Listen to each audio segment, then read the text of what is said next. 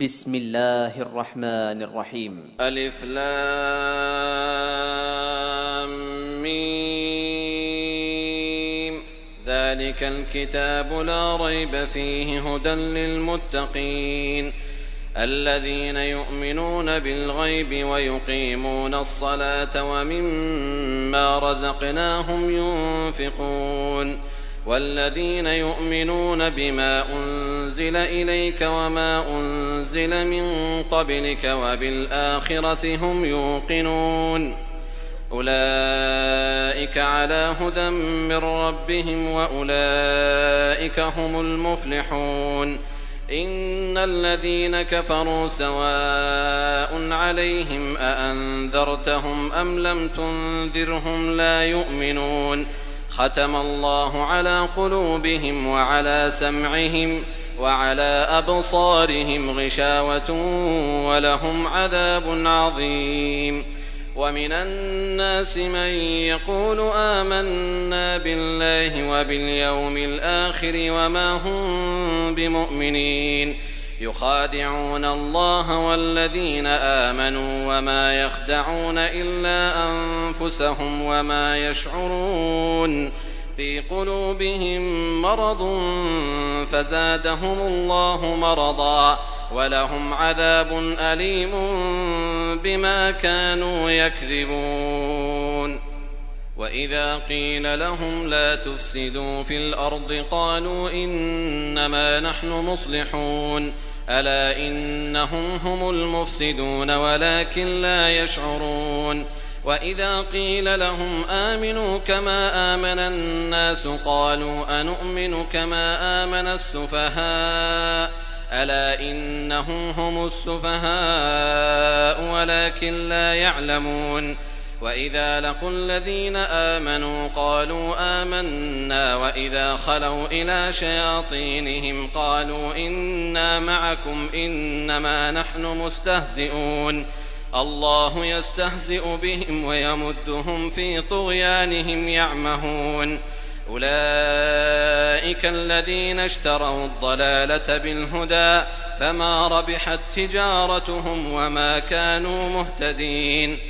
مثلهم كمثل الذي استوقد نارا فلما أضاءت ما حوله ذهب الله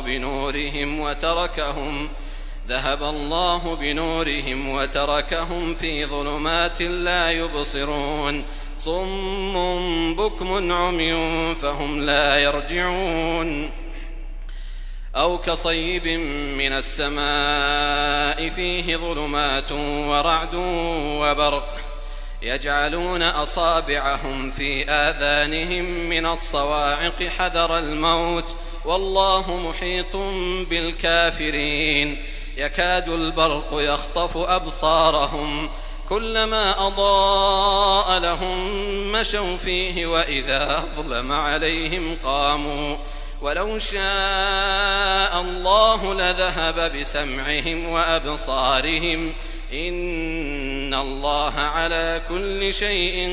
قدير يا أيها الناس اعبدوا ربكم الذي خلقكم والذين من قبلكم لعلكم تتقون الذي جعل لكم الأرض فراشا والسماء بناء وأنزل من السماء ماء فأخرج به من الثمرات رزقا لكم فلا تجعلوا لله أندادا وأنتم تعلمون وإن كنتم في ريب مما نزلنا على عبدنا فأتوا بسورة من مثله وادعوا شهداءكم من دون الله إن كنتم صادقين فإن لم تفعلوا ولن تفعلوا فاتقوا النار التي وقودها الناس والحجارة أعدت للكافرين وبشر الذين آمنوا وعملوا الصالحات أن لهم جنات تجري من تحتها الأنهار كلما رزقوا منها من ثمرة رزقا قالوا هذا الذي رزقنا من قبل وأتوا به متشابها ولهم فيها أزواج مطهرة وهم فيها خالدون. إن الله لا يستحيي أن يضرب مثلا ما بعوضة فما فوقها فأما الذين آمنوا فيعلمون أنه الحق من ربهم وأما الذين كفروا فيقولون ماذا أراد الله بهذا مثلا يضل به كثيرا ويهدي به كثيرا وما يضل به إلا الفاسقين الذين ينقضون عهد الله من بعد ميثاقه ويقطعون ما أمر الله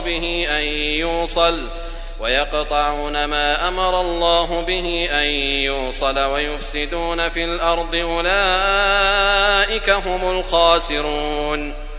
كيف تكفرون بالله وكنتم أمواتا فأحياكم ثم يميتكم ثم يحييكم ثم إليه ترجعون. هو الذي خلق لكم ما في الأرض جميعا ثم استوى إلى السماء فسواهن 7 سماوات وهو بكل شيء عليم. وإذ قال ربك للملائكة إني جاعل في الأرض خليفة قالوا أتجعل فيها من يفسد فيها ويسفك الدماء ونحن نسبح بحمدك ونقدس لك قال إني أعلم ما لا تعلمون. وعلم آدم الأسماء كلها ثم عرضهم على الملائكة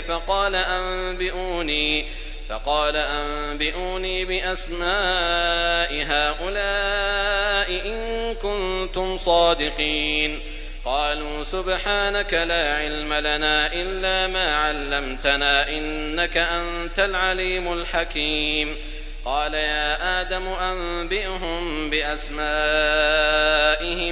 فلما أنبأهم بأسمائهم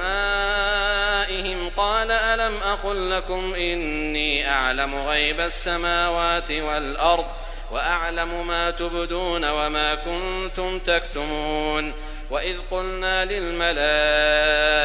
اسجدوا لآدم فسجدوا إلا إبليس أبى واستكبر وكان من الكافرين. وقلنا يا آدم اسكن أنت وزوجك الجنة وكلا منها رغدا حيث شئتما ولا تقربا هذه الشجرة فتكونا من الظالمين. فأزلهما الشيطان عنها فأخرجهما مما كانا فيه وقلنا اهبطوا بعضكم لبعض عدو ولكم في الأرض مستقر ومتاع إلى حين. فتلقى آدم من ربه كلمات فتاب عليه إنه هو التواب الرحيم. قلنا اهبطوا منها جميعا فإما يأتينكم مني هدى فمن تبع هداي فلا خوف عليهم ولا هم يحزنون. والذين كفروا وكذبوا بآياتنا أولئك أصحاب النار هم فيها خالدون. يا بني إسرائيل اذكروا نعمتي التي أنعمت عليكم وأوفوا بعهدي أوف بعهدكم وإياي فارهبون. وآمنوا بما أنزلت مصدقا لما معكم ولا تكونوا أول كافر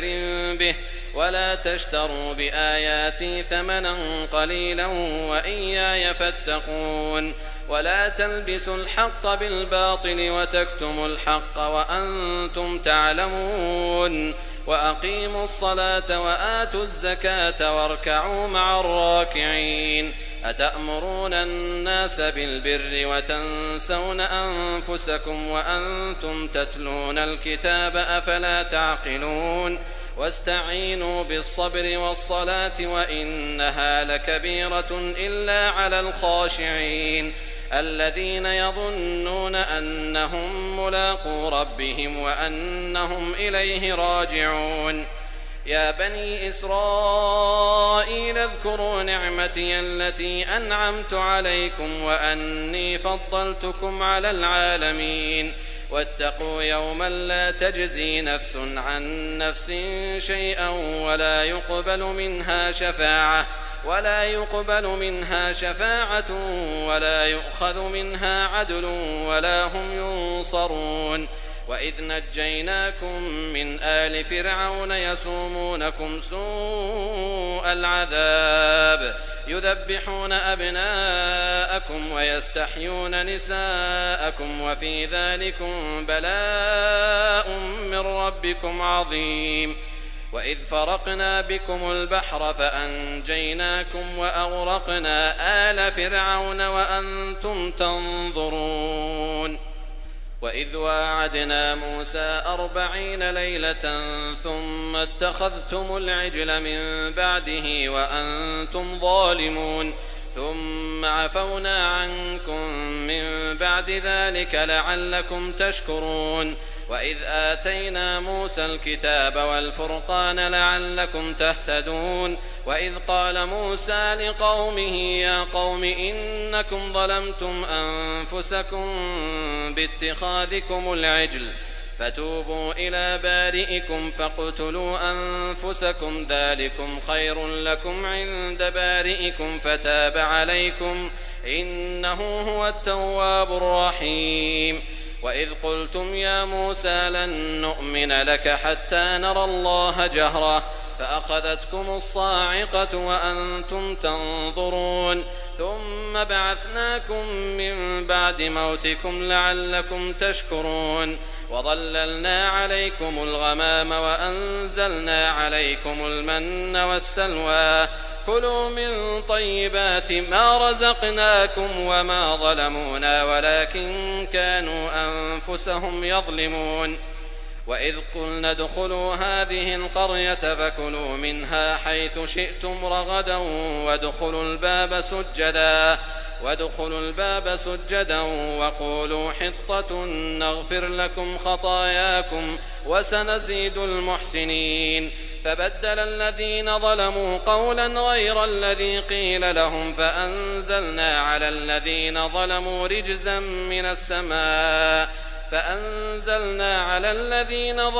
رجزا من السماء بما كانوا يفسقون. وإذ استسقى موسى لقومه فقلنا اضرب بعصاك الحجر فانفجرت منه 12 عينا قد علم كل أناس مشربهم كلوا واشربوا من رزق الله ولا تعثوا في الأرض مفسدين. وإذ قلتم يا موسى لن نصبر على طعام واحد فادع لنا ربك يخرج لنا مما تنبت الأرض من بقلها وقثائها وفومها وعدسها وبصلها قال أتستبدلون الذي هو أدنى بالذي هو خير اهبطوا مصرا فإن لكم ما سألتم وضربت عليهم الذلة والمسكنة وباءوا بغضب من الله ذلك بأنهم كانوا يكفرون بآيات الله ويقتلون النبيين بغير الحق ذلك بما عصوا وكانوا يعتدون. إن الذين آمنوا والذين هادوا والنصارى والصابئين من آمن بالله واليوم الآخر وعمل صالحا فلهم أجرهم عند ربهم ولا خوف عليهم ولا هم يحزنون. وإذ أخذنا ميثاقكم ورفعنا فوقكم الطور خذوا ما آتيناكم بقوة واذكروا ما فيه لعلكم تتقون ثم توليتم من بعد ذلك فلولا فضل الله عليكم ورحمته لكنتم من الخاسرين. ولقد علمتم الذين اعتدوا منكم في السبت فقلنا لهم كونوا قردة خاسئين فجعلناها نكالا لما بين يديها وما خلفها وموعظة للمتقين. وإذ قال موسى لقومه إن الله يأمركم أن تذبحوا بقرة قالوا أتتخذنا هزوا قال أعوذ بالله أن أكون من الجاهلين. قالوا ادع لنا ربك يبين لنا ما هي قال إنه يقول إنها بقرة لا فارض ولا بكر عوان بين ذلك فافعلوا ما تؤمرون. قالوا ادع لنا ربك يبين لنا ما لونها قال إنه يقول إنها بقرة صفراء فاقع لونها تسر الناظرين. قالوا ادع لنا ربك يبين لنا ما هي إن البقرة شابه علينا وإنا إن شاء الله لمهتدون. قال إنه يقول إنها بقرة لا ذلول تثير الأرض ولا تسقي الحرث مسلمة لا شية فيها. قالوا الآن جئت بالحق فذبحوها وما كادوا يفعلون. وإذ قتلتم نفسا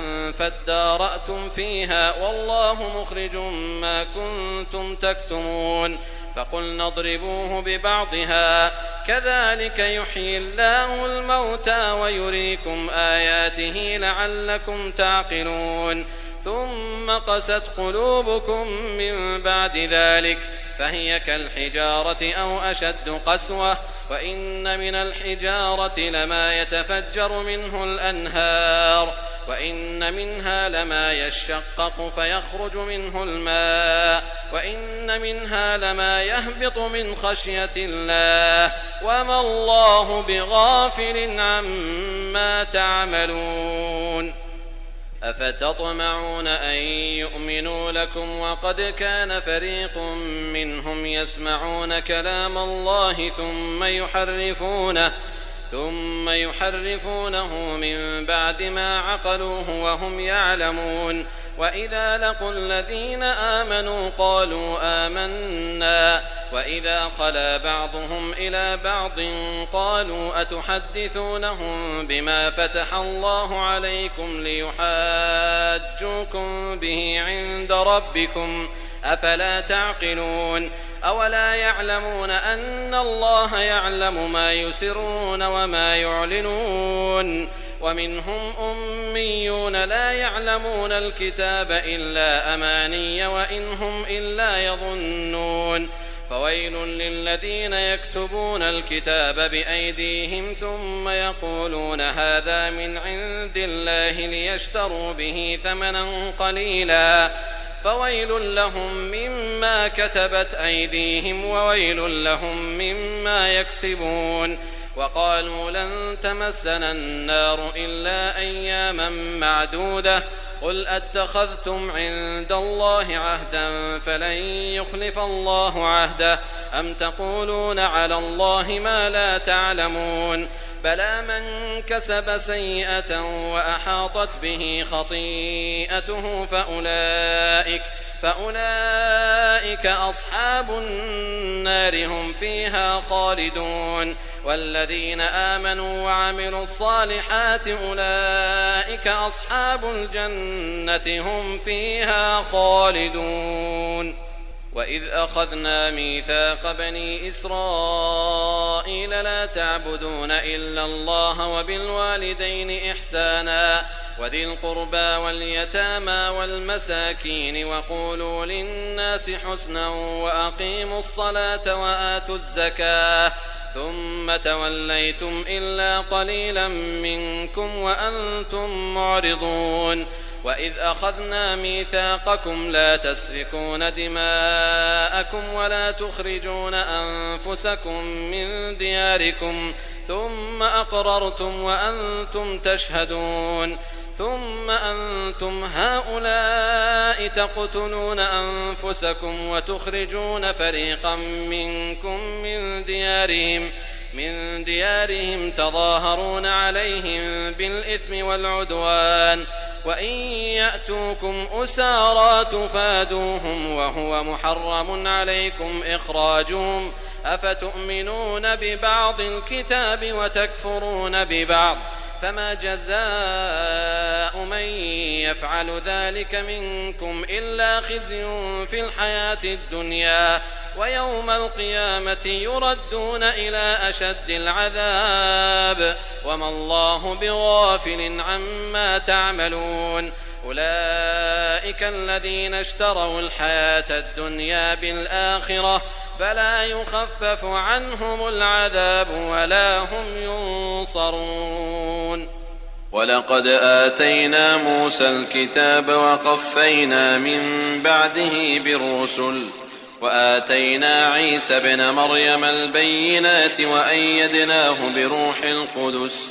أفكلما جاءكم رسول بما لا تهوى أنفسكم استكبرتم ففريقا كذبتم وفريقا تقتلون وقالوا قلوبنا غلف بل لعنهم الله بكفرهم فقليلا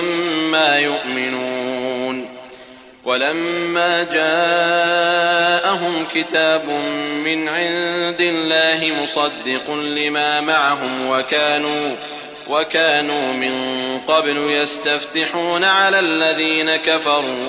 فلما جاءهم ما عرفوا كفروا به فلعنة الله على الكافرين بئس ما اشتروا به أنفسهم أن يكفروا بما أنزل الله بغيا أن ينزل الله من فضله على من يشاء من عباده فباءوا بغضب على غضب وللكافرين عذاب مهين. وإذا قيل لهم آمنوا بما أنزل الله قالوا نؤمن بما أنزل علينا ويكفرون بما وراءه وهو الحق مصدقا لما معهم قل فلم تقتلون أنبياء الله من قبل إن كنتم مؤمنين ولقد جاءكم موسى بالبينات ثم اتخذتم العجل من بعده وأنتم ظالمون وإذ أخذنا ميثاقكم ورفعنا فوقكم الطور خذوا ما آتيناكم بقوة واسمعوا قالوا سمعنا وعصينا وأشربوا في قلوبهم العجل بكفرهم قل بئس ما يأمركم به إيمانكم إن كنتم مؤمنين قل إن كانت لكم الدار الآخرة عند الله خالصة من دون الناس فتمنوا الموت إن كنتم صادقين ولن يتمنوه أبدا بما قدمت أيديهم والله عليم بالظالمين ولتجدنهم أحرص الناس على حياة ومن الذين أشركوا يود أحدهم لو يعمر 1000 سنة وما هو بمزحزحه من العذاب أن يعمر والله بصير بما يعملون قل من كان عدوا لجبريل فإنه نزله على قلبك بإذن الله مصدقا لما بين يديه وهدى وبشرى للمؤمنين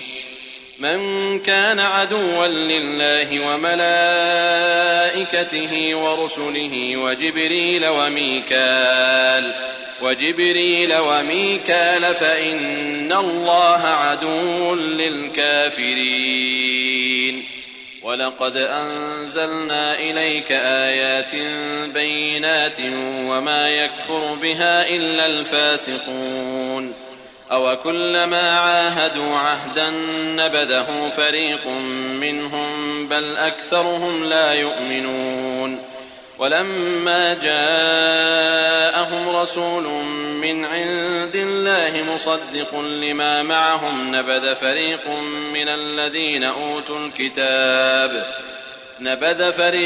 من الذين أوتوا الكتاب كتاب الله وراء ظهورهم كأنهم لا يعلمون واتبعوا ما تتلو الشياطين على ملك سليمان وما كفر سليمان ولكن الشياطين كفروا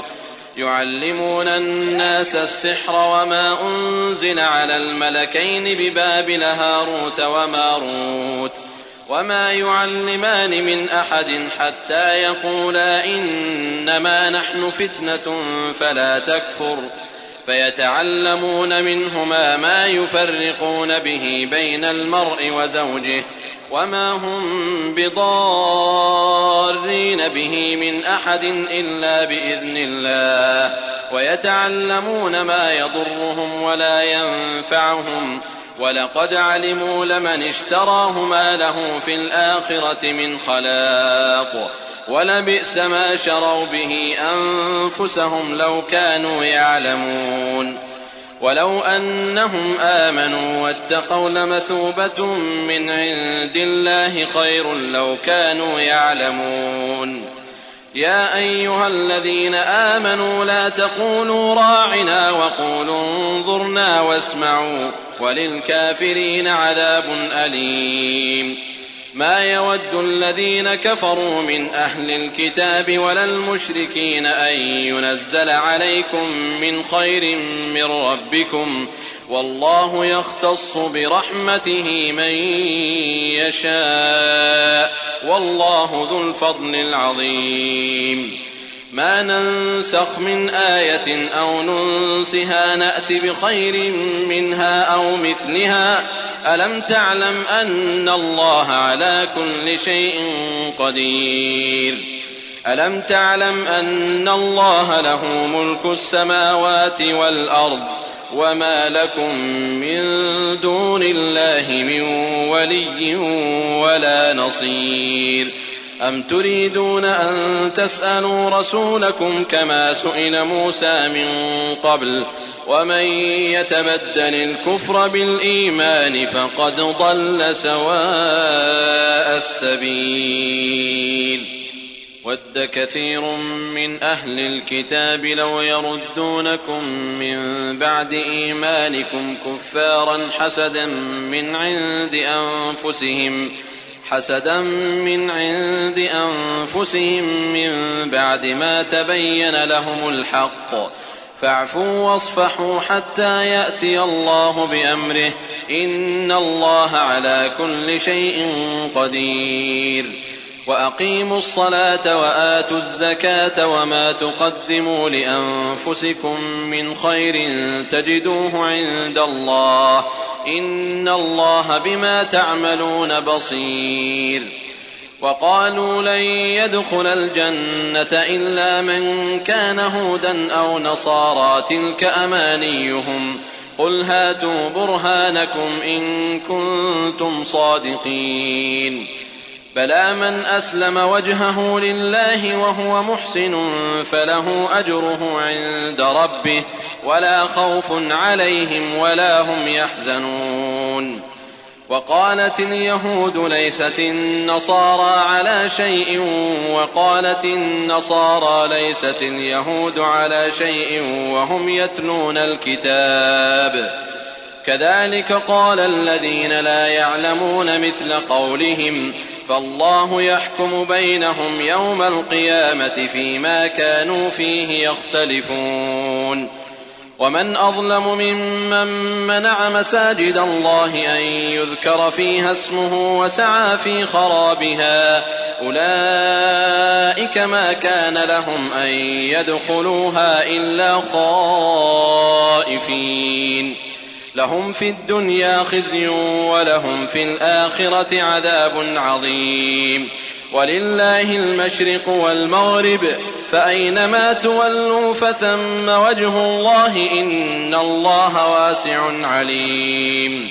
وقالوا اتخذ الله ولدا سبحانه بل له ما في السماوات والأرض كل له قانتون بديع السماوات والأرض وإذا قضى أمرا فإنما يقول له كن فيكون وقال الذين لا يعلمون لولا يكلمنا الله أو تأتينا آية كذلك قال الذين من قبلهم مثل قولهم تشابهت قلوبهم قد بينا الآيات لقوم يوقنون إنا أرسلناك بالحق بشيرا ونذيرا ولا تسأل عن أصحاب الجحيم ولن ترضى عنك اليهود ولا النصارى حتى تتبع ملتهم قل إن هدى الله هو الهدى ولئن اتبعت أهواءهم بعد الذي جاءك من العلم ما لك من الله من ولي ولا نصير الذين آتيناهم الكتاب يتلونه حق تلاوته أولئك يؤمنون به ومن يكفر به فأولئك هم الخاسرون يا بني إسرائيل اذكروا نعمتي التي أنعمت عليكم وأني فضلتكم على العالمين واتقوا يوما لا تجزي نفس عن نفس شيئا ولا يقبل منها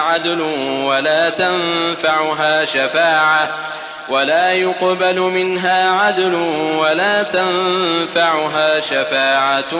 ولا هم ينصرون وإذ ابتلى إبراهيم ربه بكلمات فأتمهن قال إني جاعلك للناس إماما قال ومن ذريتي قال لا ينال عهد الظالمين وإذ جعلنا البيت مثابة للناس وأمنا واتخذوا من مقام إبراهيم مصلى وعهدنا إلى إبراهيم وإسماعيل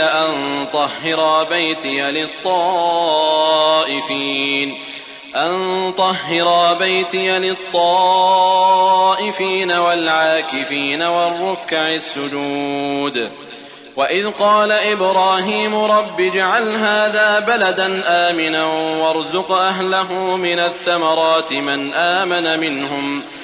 آمن منهم بالله واليوم الآخر قال ومن كفر فأمتعه قليلا ثم أضطره إلى عذاب النار وبئس المصير وإذ يرفع إبراهيم القواعد من البيت وإسماعيل ربنا تقبل منا إنك أنت السميع العليم ربنا واجعلنا مسلمين لك ومن ذريتنا أمة مسلمة لك وأرنا مناسكنا وتب علينا إنك أنت التواب الرحيم ربنا وابعث فيهم رسولا منهم يتلو عليهم آياتك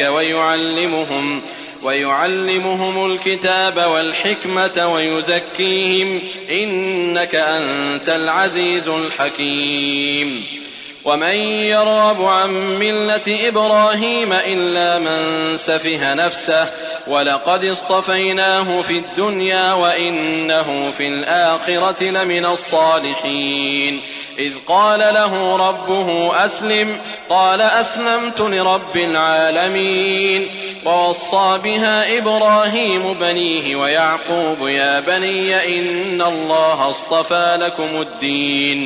يا بني إن الله اصطفى لكم الدين فلا تموتن إلا وأنتم مسلمون أم كنتم شهداء إذ حضر يعقوب الموت إذ قال لبنيه ما تعبدون من بعدي قالوا نعبد إلهك وإله آبائك إبراهيم وإسماعيل وإسحاق إلها واحدا ونحن له مسلمون تلك أمة قد خلت لها ما كسبت ولكم ما كسبتم ولا تسألون عما كانوا يعملون. وقالوا كونوا هودا أو نصارى تهتدوا قل بل ملة إبراهيم حنيفا وما كان من المشركين. قولوا آمنا بالله وما أنزل إلينا وما أنزل إلى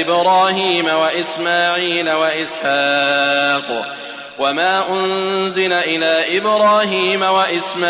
وإسحاق ويعقوب والأسباط وما أوتي موسى وعيسى وما أوتي النبيون من ربهم لا نفرق بين أحد منهم ونحن له مسلمون.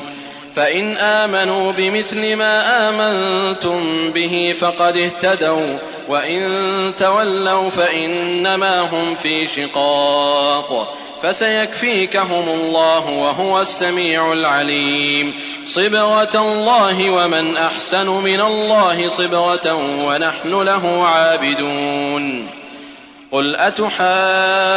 أتحاجوننا في الله وهو ربنا وربكم ولنا أعمالنا ولكم أعمالكم ونحن له مخلصون.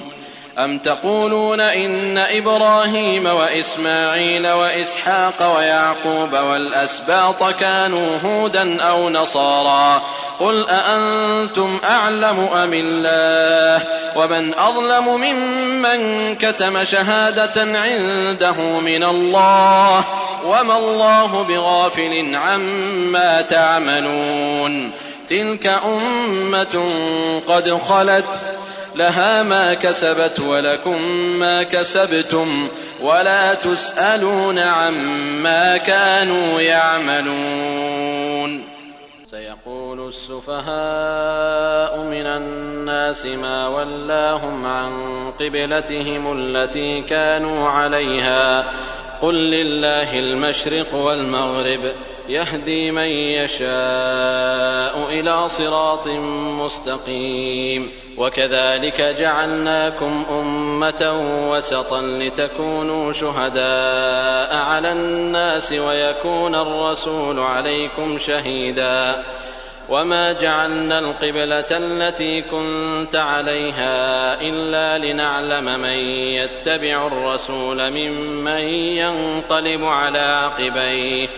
وإن كانت لكبيرة إلا على الذين هدى الله وما كان الله ليضيع إيمانكم إن الله بالناس لرءوف رحيم. قد نرى تقلب وجهك في السماء فلنولينك قبلة ترضاها فول وجهك شطر المسجد الحرام وحيث ما كنتم فولوا وجوهكم شطره وإن الذين أوتوا الكتاب ليعلمون أنه الحق من ربهم وما الله بغافل عما يعملون. ولئن أتيت الذين أوتوا الكتاب بكل آية ما تبعوا قبلتك وما أنت بتابع قبلتهم وما بعضهم بتابع قبلة بعض ولئن اتبعت أهواءهم من بعد ما جاءك من العلم إنك إذا لمن الظالمين.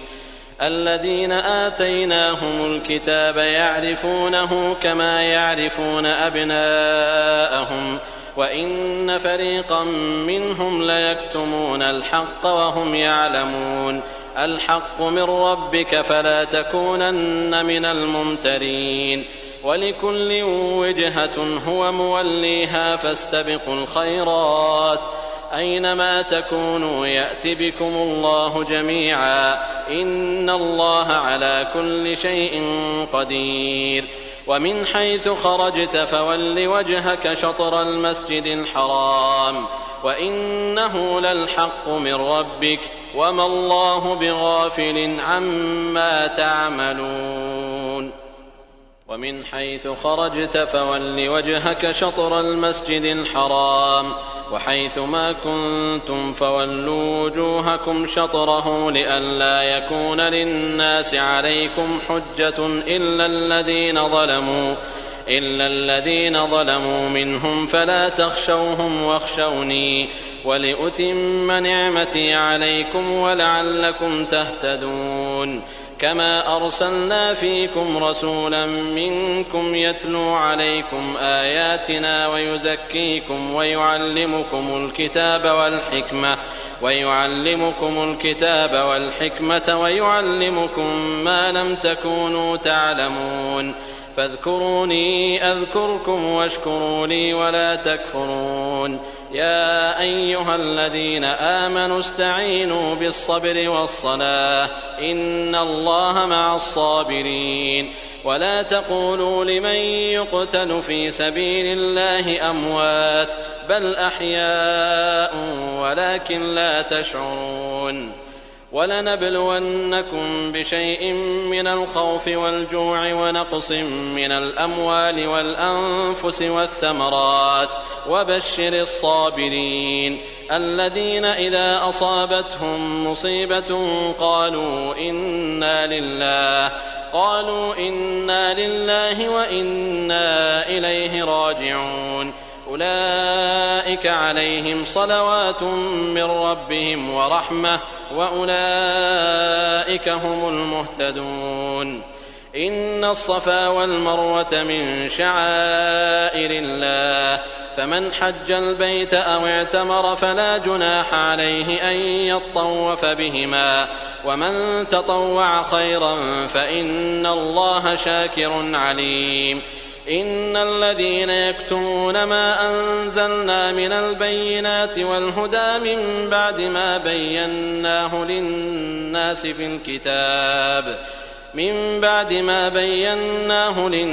في الكتاب أولئك يلعنهم الله ويلعنهم اللاعنون إلا الذين تابوا وأصلحوا وبينوا فأولئك أتوب عليهم وأنا التواب الرحيم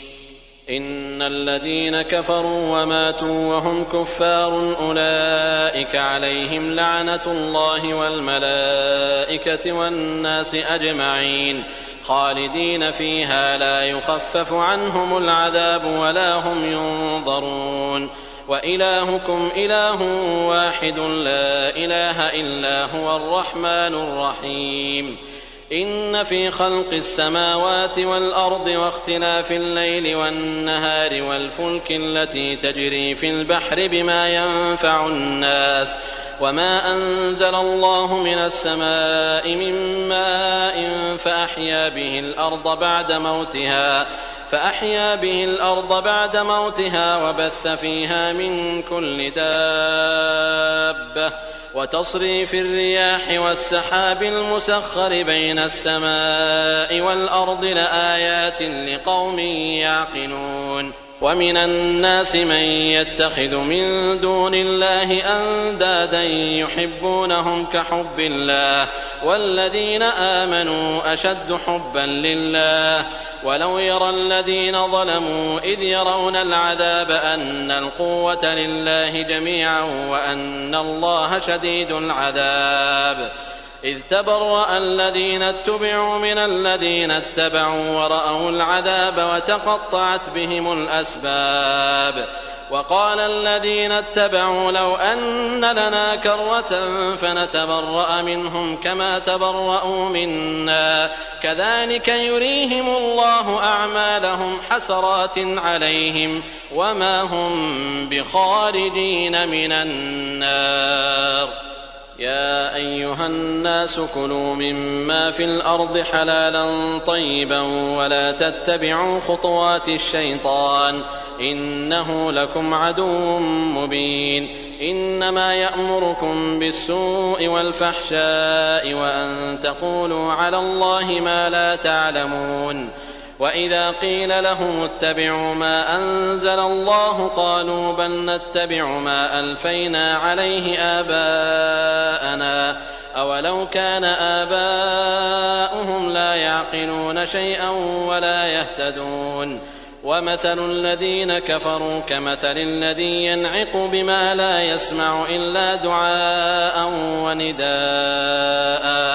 صم بكم عمي فهم لا يعقلون يا أيها الذين آمنوا كلوا من طيبات ما رزقناكم واشكروا لله إن كنتم إياه تعبدون إنما حرم عليكم الميتة والدم ولحم الخنزير وما أهل به لغير الله فمن اضطر غير باغ ولا عاد فلا إثم عليه إن الله غفور رحيم إن الذين يكتمون ما أنزل الله من الكتاب ويشترون به ثمنا قليلا أولئك ما يأكلون في بطونهم إلا النار ولا يكلمهم الله يوم القيامة ولا يزكيهم ولهم عذاب أليم أولئك الذين اشتروا الضلالة بالهدى والعذاب بالمغفرة فما أصبرهم على النار ذلك بأن الله نزل الكتاب بالحق وإن الذين اختلفوا في الكتاب لفي شقاق بعيد ليس البر أن تولوا وجوهكم قبل المشرق والمغرب ولكن البر من آمن بالله واليوم الآخر والملائكة والكتاب والنبيين وآتى المال على حبه ذوي القربى واليتامى والمساكين وابن السبيل والسائلين وفي الرقاب وأقام الصلاة وآتى الزكاة والموفون بعهدهم إذا عاهدوا والصابرين في البأساء والضراء وحين البأس أولئك الذين صدقوا وأولئك هم المتقون يا أيها الذين آمنوا كتب عليكم القصاص في القتلى الحر بالحر والعبد بالعبد والأنثى بالأنثى فمن عفي له من أخيه شيء فاتباع بالمعروف وأداء إليه بإحسان ذلك تخفيف من ربكم ورحمة فمن اعتدى بعد ذلك فله عذاب أليم ولكم في القصاص حياة يا أولي الألباب لعلكم تتقون كتب عليكم إذا حضر أحدكم الموت إن ترك خيرا الوصية للوالدين والأقربين بالمعروف حقا على المتقين فمن بدله بعدما سمعه فإنما إثمه على الذين يبدلونه إن الله سميع عليم فمن خاف من موص جنفا أو إثما فأصلح بينهم فلا إثم عليه إن الله غفور رحيم يا أيها الذين آمنوا كتب عليكم الصيام كما كتب على الذين من قبلكم لعلكم تتقون أياما معدودات فمن كان منكم مريضا أو على سفر فعدة من أيام أخر وعلى الذين يطيقونه فدية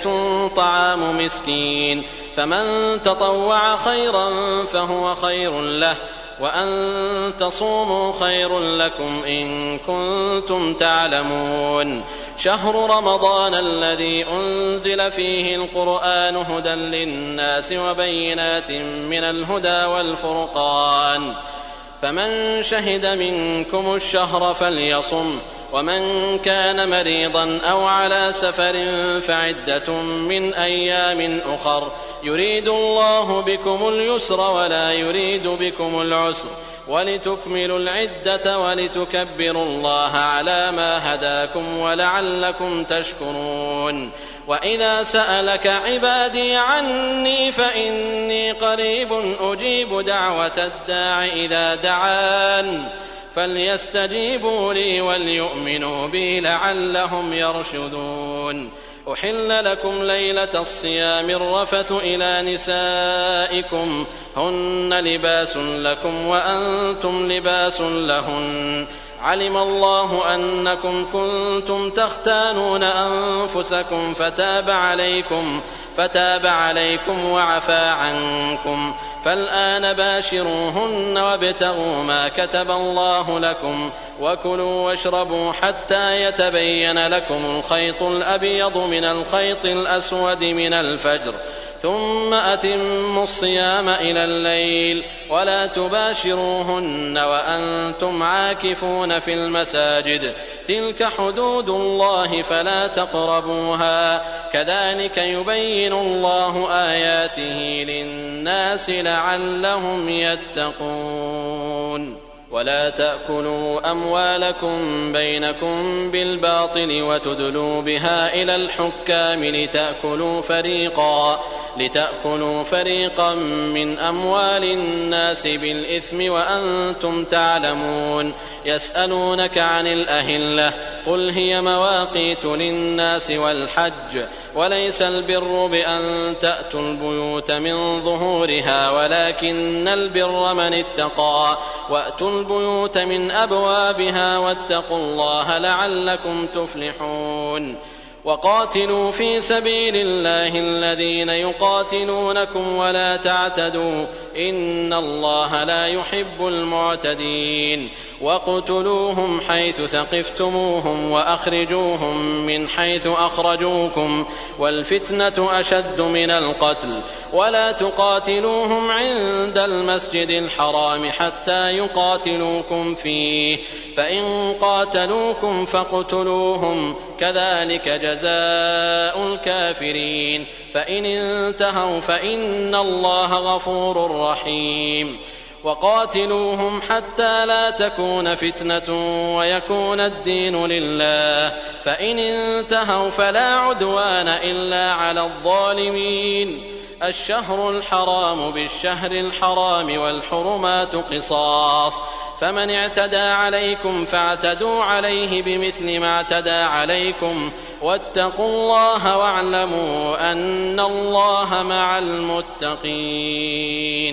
وأنفقوا في سبيل الله ولا تلقوا بأيديكم إلى التهلكة وأحسنوا، إن الله يحب المحسنين. وأتموا الحج والعمرة لله، فإن أحصرتم فما استيسر من الهدي، ولا تحلقوا رؤوسكم حتى يبلغ الهدي محله، فمن كان منكم مريضا أو به أذى من رأسه ففدية من صيام أو صدقة أو نسك، فإذا أمنتم فمن تمتع بالعمرة إلى الحج فما استيسر من الهدي، فمن لم يجد فصيام 3 أيام في الحج و7 إذا رجعتم، تلك 10 كاملة، ذلك لمن لم يكن أهله حاضر المسجد الحرام. واتقوا الله واعلموا أن الله شديد العقاب. الحج أشهر معلومات، فمن فرض فيهن الحج فلا رفث ولا فسوق ولا جدال في الحج، وما تفعلوا من خير يعلمه الله، وتزودوا فإن خير الزاد التقوى، واتقون يا أولي الألباب. ليس عليكم جناح أن تبتغوا فضلا من ربكم، فإذا أفضتم من عرفات فاذكروا الله عند المشعر الحرام، واذكروه كما هداكم، وإن كنتم من قبله لمن الضالين. ثم أفيضوا من حيث أفاض الناس واستغفروا الله، إن الله غفور رحيم. فإذا قضيتم مناسككم فاذكروا الله كذكركم آباءكم أو أشد ذكرا، فمن الناس من يقول ربنا آتنا في الدنيا وما له في الآخرة من خلاق، ومنهم من يقول ربنا آتنا في الدنيا حسنة وفي الآخرة حسنة وقنا عذاب النار. أولئك لهم نصيب مما كسبوا والله سريع الحساب. واذكروا الله في أيام معدودات فمن تعجل في يومين فلا إثم عليه ومن تأخر فلا إثم عليه لمن اتقى واتقوا الله واعلموا أنكم إليه تحشرون. ومن الناس من يعجبك قوله في الحياة الدنيا ويشهد الله على ما في قلبه وهو ألد الخصام وإذا تولى سعى في الأرض ليفسد فيها ويهلك الحرث والنسل والله لا يحب الفساد. وإذا قيل له اتق الله أخذته العزة بالإثم فحسبه جهنم ولبئس المهاد. ومن الناس من يشري نفسه ابتغاء مرضات الله والله رؤوف بالعباد. يا أيها الذين آمنوا ادخلوا في السلم كافة ولا تتبعوا خطوات الشيطان إنه لكم عدو مبين. فإن زللتم من بعد ما جاءتكم البينات فاعلموا أن الله عزيز حكيم. هل ينظرون إلا أن يأتيهم الله في ظلل من الغمام والملائكة وقضي الأمر وإلى الله ترجع الأمور. سل بني إسرائيل كم آتيناهم من آية بينة ومن يبدل نعمة الله من بعد ما جاءته فإن الله شديد العقاب. زين للذين كفروا الحياة الدنيا ويسخرون من الذين آمنوا والذين اتقوا فوقهم يوم القيامة والله يرزق من يشاء بغير حساب. كان الناس أمة واحدة فبعث الله النبيين مبشرين ومنذرين وأنزل معهم الكتاب بالحق ليحكم بين الناس فيما اختلفوا فيه وما اختلف فيه إلا الذين أوتوه من بعد ما جاءتهم البينات بغيا بينهم فهدى الله الذين آمنوا لما اختلفوا فيه من الحق بإذنه والله يهدي من يشاء إلى صراط مستقيم. أم حسبتم أن تدخلوا الجنة ولما يأتكم مثل الذين خلوا من قبلكم مستهم البأساء والضراء وزلزلوا حتى يقول الرسول والذين آمنوا معه متى نصر الله ألا إن نصر الله قريب. يسألونك ماذا ينفقون قل ما أنفقتم من خير فللوالدين والأقربين واليتامى والمساكين وابن السبيل وما تفعلوا من خير فإن الله به عليم. كتب عليكم القتال وهو كره لكم وعسى أن تكرهوا شيئا وهو خير لكم وعسى أن تحبوا شيئا وهو شر لكم والله يعلم وأنتم لا تعلمون. يسألونك عن الشهر الحرام قتال فيه قل قتال فيه كبير وصد عن سبيل الله وكفر به والمسجد الحرام وإخراج أهله منه أكبر عند الله والفتنة أكبر من القتل ولا يزالون يقاتلونكم حتى يردوكم عن دينكم إن استطاعوا ومن يرتدد منكم عن دينه فيمت وهو كافر فأولئك حبطت أعمالهم في الدنيا والآخرة وأولئك أصحاب النار هم فيها خالدون. إن الذين آمنوا والذين هاجروا وجاهدوا في سبيل الله أولئك يرجون رحمة الله والله غفور رحيم. يسألونك عن الخمر والميسر قل فيهما إثم كبير ومنافع للناس وإثمهما أكبر من نفعهما ويسألونك ماذا ينفقون قل العفو كذلك يبين الله لكم الآيات لعلكم تتفكرون في الدنيا والآخرة. ويسألونك عن اليتامى قل إصلاح لهم خير وإن تخالطوهم فإخوانكم والله يعلم المفسد من المصلح ولو شاء الله لأعنتكم إن الله عزيز حكيم. ولا تنكحوا المشركات حتى يؤمن ولأمة مؤمنة خير من مشركة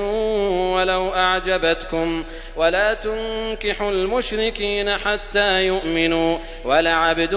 مؤمن خير من مشرك ولو أعجبكم أولئك يدعون إلى النار والله يدعو إلى الجنة والمغفرة بإذنه ويبين آياته للناس لعلهم يتذكرون. ويسألونك عن المحيض قل هو أذى فاعتزلوا النساء في المحيض ولا تقربوهن حتى يطهرن فإذا تطهرن فأتوهن من حيث أمركم الله إن الله يحب التوابين ويحب المتطهرين. نساؤكم حرث لكم فأتوا حرثكم أنى شئتم وقدموا لأنفسكم واتقوا الله واعلموا أنكم ملاقوه وبشر المؤمنين. ولا تجعلوا الله عرضة لأيمانكم أن تبروا وتتقوا وتصلحوا بين الناس والله سميع عليم. لا يؤاخذكم الله باللغو في أيمانكم ولكن يؤاخذكم بما كسبت قلوبكم والله غفور حليم. للذين يؤلون من نسائهم تربص 4 أشهر فإن فاءوا فإن الله غفور رحيم.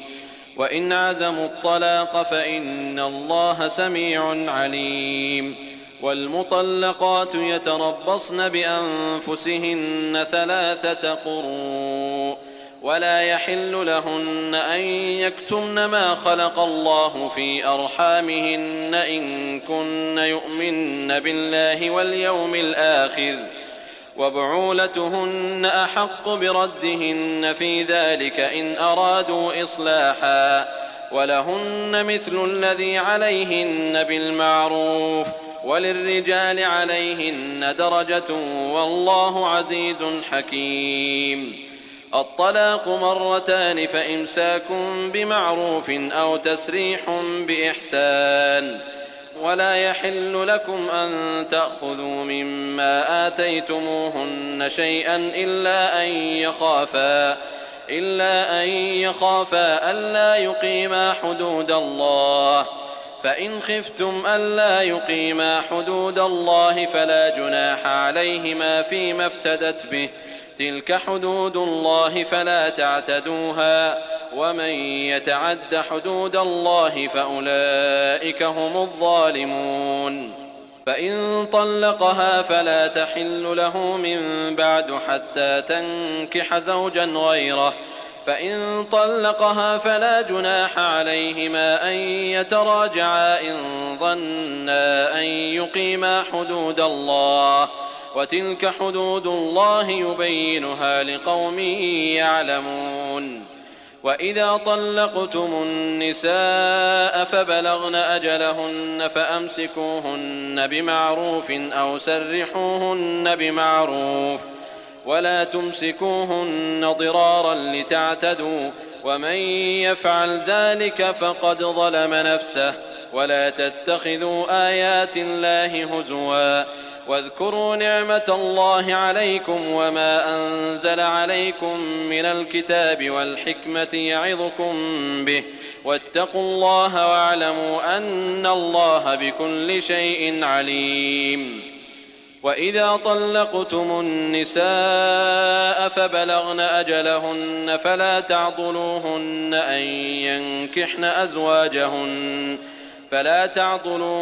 أن ينكحن أزواجهن إذا تراضوا بينهم بالمعروف،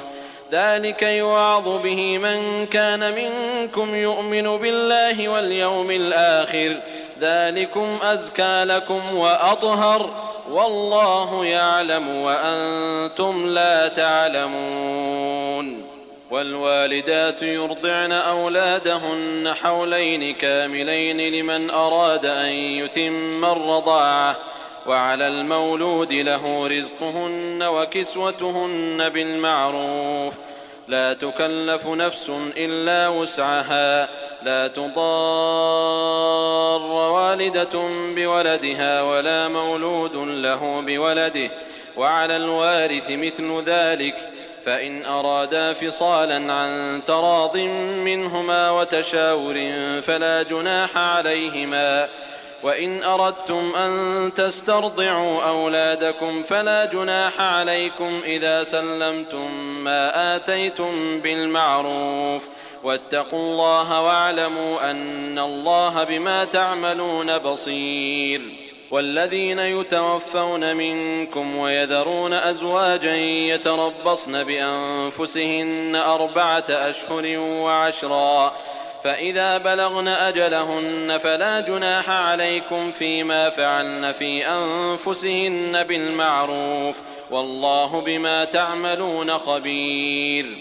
ولا جناح عليكم فيما عرضتم به من خطبة النساء أو أكننتم في أنفسكم، علم الله أنكم ستذكرونهن ولكن لا تواعدوهن سرا إلا أن تقولوا قولا معروفا، ولا تعزموا عقدة النكاح حتى يبلغ الكتاب أجله، واعلموا أن الله يعلم ما في أنفسكم فاحذروه، واعلموا أن الله غفور حليم. لا جناح عليكم إن طلقتم النساء ما لم تمسوهن أو تفرضوا لهن فريضة، ومتعوهن على الموسع قدره وعلى المقتر قدره متاعا بالمعروف حقا على المحسنين. وإن طلقتموهن من قبل أن تمسوهن وقد فرضتم لهن فريضة فنصف ما فرضتم إلا أن يعفون أو يعفو الذي بيده عقدة النكاح، وأن تعفوا أقرب للتقوى، ولا تنسوا الفضل بينكم، إن الله بما تعملون بصير. حافظوا على الصلوات والصلاة الوسطى وقوموا لله قانتين. فإن خفتم فرجالا أو ركبانا، فإذا أمنتم فاذكروا الله كما علمكم ما لم تكونوا تعلمون. والذين يتوفون منكم ويذرون أزواجا وصية لأزواجهم متاعا إلى الحول غير إخراج، فإن خرجن فلا جناح عليكم فيما فعلن في أنفسهن من معروف، والله عزيز حكيم. وللمطلقات متاع بالمعروف حقا على المتقين، كذلك يبين الله لكم آياته لعلكم تعقلون. ألم تر إلى الذين خرجوا من ديارهم وهم ألوف حذر الموت فقال لهم الله موتوا ثم أحياهم، إن الله لذو فضل على الناس ولكن أكثر الناس لا يشكرون. وقاتلوا في سبيل الله واعلموا أن الله سميع عليم. من ذا الذي يقرض الله قرضا حسنا فيضاعفه له أضعافا كثيرة والله يقبض ويبسط وإليه ترجعون. ألم تر إلى الملأ من بني إسرائيل من بعد موسى إذ قالوا لنبي لهم ابعث لنا ملكا نقاتل في سبيل الله قال هل عسيتم إن كتب عليكم القتال ألا تقاتلوا قالوا وما لنا ألا نقاتل في سبيل الله وقد أخرجنا من ديارنا وأبنائنا فلما كتب عليهم القتال تولوا إلا قليلا منهم والله عليم بالظالمين. وقال لهم نبيهم إن الله قد بعث لكم طالوت ملكا قالوا أنى يكون له الملك علينا ونحن أحق بالملك منه ولم يؤت سعة من المال قال إن الله اصطفاه عليكم وزاده بسطة في العلم والجسم والله يؤتي ملكه من يشاء والله واسع عليم. وقال لهم نبيهم إن آية ملكه أن يأتيكم التابوت فيه سكينة من ربكم وبقية مما ترك آل موسى وآل هارون تحمله الملائكة إن في ذلك لآية لكم إن كنتم مؤمنين. فلما فصل طالوت بالجنود قال إن الله مبتليكم بنهر فمن شرب منه فليس مني ومن لم يطعمه فإنه مني إلا من اغترف غرفة بيده فشربوا منه إلا قليلا منهم فلما جاوزه هو والذين آمنوا معه قالوا لا طاقة لنا اليوم بجالوت وجنوده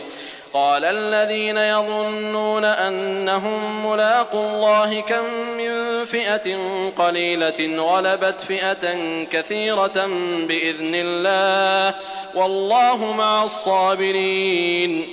ولما برزوا لجالوت وجنوده قالوا ربنا أفرغ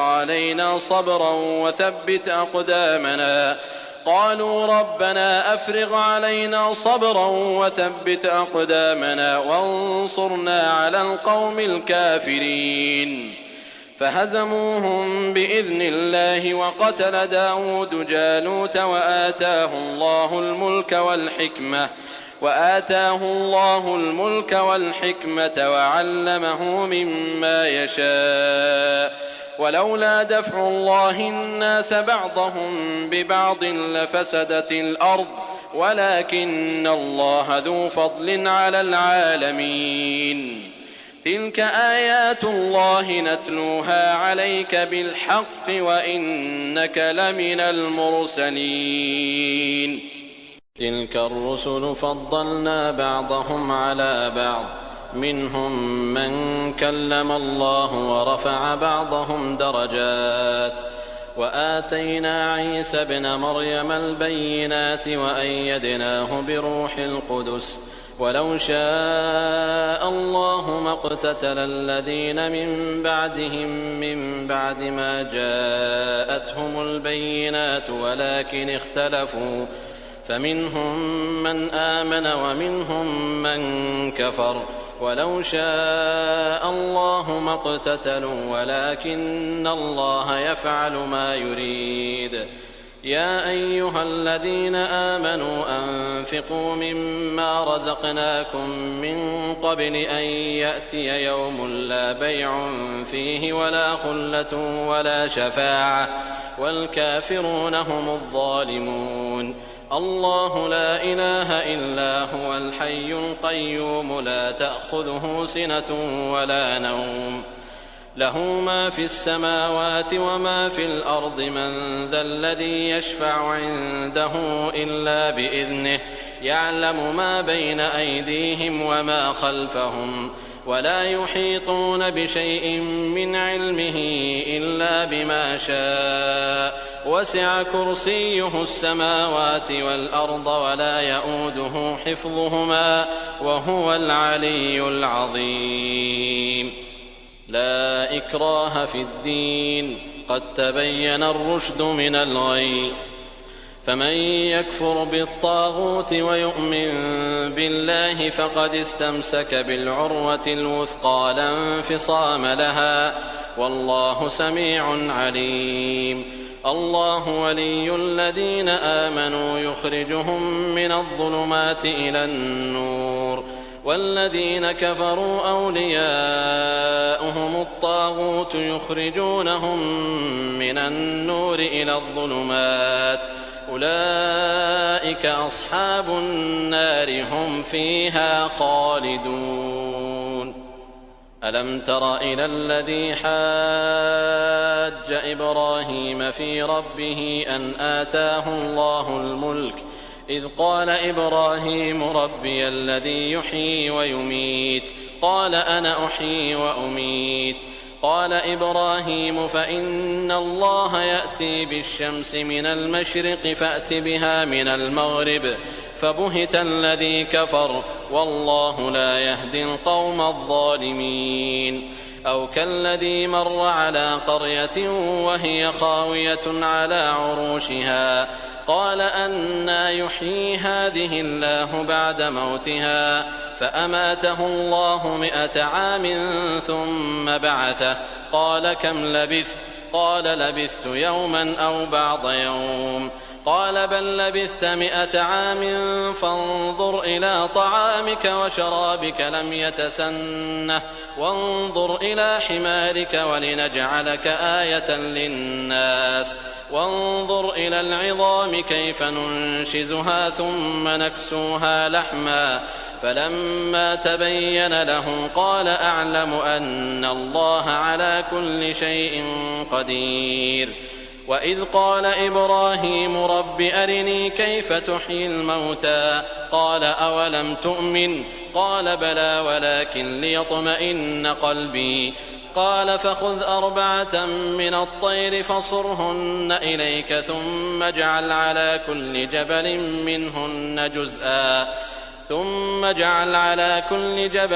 منهن جزءا ثم ادعهن يأتينك سعيا واعلم أن الله عزيز حكيم. مثل الذين ينفقون أموالهم في سبيل الله كمثل حبة أنبتت 7 سنابل في كل سنبلة 100 حبة والله يضاعف لمن يشاء والله واسع عليم. الذين ينفقون أموالهم في سبيل الله ثم لا يتبعون ما أنفقوا منا ولا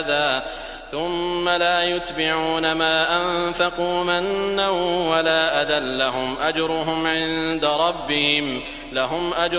عند ربهم ولا خوف عليهم ولا هم يحزنون. قول معروف ومغفرة خير من صدقة يتبعها أذى والله غني حليم. يا أيها الذين آمنوا لا تبطلوا صدقاتكم بالمن والأذى كالذي ينفق ماله رئاء الناس ولا يؤمن بالله واليوم الآخر فمثله كمثل صفوان عليه تراب فأصابه وابل فتركه صلدا لا يقدرون على شيء مما كسبوا والله لا يهدي القوم الكافرين. ومثل الذين ينفقون أموالهم ابتغاء مرضات الله وتثبيتا من أنفسهم كمثل جنة بربوة أصابها وابل فآتت أكلها ضعفين فإن لم يصبها وابل فطل والله بما تعملون بصير. أيود أحدكم أن تكون له جنة من نخيل وأعناب تجري من تحتها الأنهار له فيها من كل الثمرات وأصابه الكبر وله ذرية ضعفاء فأصابها إعصار فيه نار فاحترقت كذلك يبين الله لكم الآيات لعلكم تتفكرون يا أيها الذين آمنوا أنفقوا من طيبات ما كسبتم ومما أخرجنا لكم من الأرض ولا تيمموا الخبيث منه تنفقون ولستم بآخذيه إلا أن تغمضوا فيه واعلموا أن الله غني حميد الشيطان يعدكم الفقر ويأمركم بالفحشاء والله يعدكم مغفرة منه وفضلا والله واسع عليم يؤتي الحكمة من يشاء ومن يؤت الحكمة فقد أوتي خيرا كثيرا وما يذكر إلا أولو الألباب وما أنفقتم من نفقة أو نذرتم من نذر فإن الله يعلمه وما للظالمين من أنصار إن تبدوا الصدقات فنعما هي وإن تخفوها وتؤتوها الفقراء فهو خير لكم ويكفر عنكم من سيئاتكم والله بما تعملون خبير ليس عليك هداهم ولكن الله يهدي من يشاء وما تنفقوا من خير فلأنفسكم وما تنفقون إلا ابتغاء وجه الله وما تنفقوا من خير يوفى إليكم وأنتم لا تظلمون للفقراء الذين أحصروا في سبيل الله لا يستطيعون ضربا في الأرض يحسبهم الجاهل أغنياء من التعفف تعرفهم بسيماهم لا يسألون الناس إلحافا وما تنفقوا من خير فإن الله به عليم الذين ينفقون أموالهم بالليل والنهار سرا وعلانية فلهم أجرهم عند ربهم ولا خوف عليهم ولا هم يحزنون الذين يأكلون الربا لا يقومون إلا كما يقوم الذي يتخبطه الشيطان من المس ذلك بأنهم قالوا إنما البيع مثل الربا وأحل الله البيع وحرم الربا فمن جاءه موعظة من ربه فانتهى فله ما سلف وأمره إلى الله ومن عاد فأولئك أصحاب النار هم فيها خالدون يمحق الله الربا ويربي الصدقات والله لا يحب كل كفار أثيم إن الذين آمنوا وعملوا الصالحات وأقاموا الصلاة وآتوا الزكاة لهم أجرهم عند ربهم ولا خوف عليهم ولا هم يحزنون يا أيها الذين آمنوا اتقوا الله وذروا ما بقي من الربا إن كنتم مؤمنين فإن لم تفعلوا فأذنوا بحرب من الله ورسوله وإن تبتم فلكم رؤوس أموالكم لا تظلمون ولا تظلمون وإن كان ذو عسرة فنظرة إلى ميسرة وأن تصدقوا خير لكم إن كنتم تعلمون واتقوا يوما ترجعون فيه إلى الله ثم توفى كل نفس ما كسبت وهم لا يظلمون يا أيها الذين آمنوا إذا تداينتم بدين إلى أجل مسمى فاكتبوه وليكتب بينكم كاتب بالعدل ولا يأب كاتب أن يكتب كما علمه الله فليكتب وليملل الذي عليه الحق وليتق الله ربه ولا يبخس منه شيئا فإن كان الذي عليه الحق سفيها أو ضعيفا أو لا يستطيع أن يمل هو فليملل وليه بالعدل واستشهدوا شهيدين من رجالكم فإن لم يكونا رجلين فرجل وامرأتان ممن ترضون من الشهداء أن تضل إحداهما فتذكر إحداهما الأخرى ولا يأبى الشهداء إذا ما دعوا ولا تسأموا أن تكتبوه صغيرا أو كبيرا إلى أجله ذلكم أقسط عند الله وأقوم للشهادة وأدنى ألا ترتابوا إلا أن تكون تجارة حاضرة تديرونها بينكم فليس عليكم جناح ألا تكتبوها وأشهدوا إذا تبايعتم ولا يضار كاتب ولا شهيد وإن تفعلوا فإنه فسوق بكم واتقوا الله ويعلمكم الله والله بكل شيء عليم. وإن كنتم على سفر ولم تجدوا كاتبا فرهان مقبوضة فإن أمن بعضكم بعضا فليؤد الذي اؤتمن أمانته وليتق الله ربه ولا تكتموا الشهادة ومن يكتمها فإنه آثم قلبه والله بما تعملون عليم. لله ما في السماوات وما في الأرض وإن تبدوا ما في أنفسكم أو تخفوه يحاسبكم به الله فيغفر لمن يشاء ويعذب من يشاء والله على كل شيء قدير. آمن الرسول بما أنزل إليه من ربه والمؤمنون كل آمن بالله وملائكته وكتبه ورسله لا نفرق بين أحد من رسله وقالوا سمعنا وأطعنا غفرانك ربنا وإليك المصير. لا يكلف الله نفسا إلا وسعها لها ما كسبت وعليها ما اكتسبت ربنا لا تؤاخذنا إن نسينا أو أخطأنا ربنا ولا تحمل علينا إصرا كما حملته على الذين من قبلنا ربنا ولا تحملنا ما لا طاقة لنا به واعف عنا واغفر لنا وارحمنا أنت مولانا فانصرنا على القوم الكافرين.